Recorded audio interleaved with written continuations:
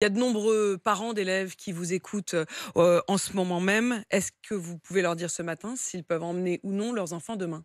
Alors, en règle générale, ils doivent le savoir puisque quand on est enseignant dans le premier degré, on se déclare 48 heures à l'avance, hein, donc on sait, actuellement combien il y aura de pourcentage de grévistes demain. Il y aura à peu près, 70 de grévistes. C'est une mobilisation très forte.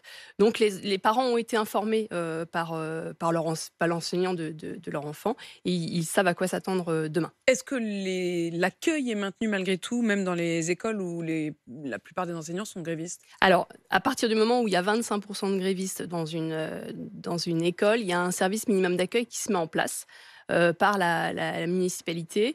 Donc il y a Donc un service de donc il y a un garderie. service d'accueil. C'est d'ailleurs pour ça qu'on doit se déclarer 48 heures à l'avance pour organiser ce service, minimum. Donc voilà, après, il y a des endroits où les écoles seront totalement fermées et où les mairies ne sont pas en mesure d'organiser ce service d'accueil. On voit bien que là, c'est un mouvement de grande ampleur. De grande ampleur, oui, 70, vous le dites.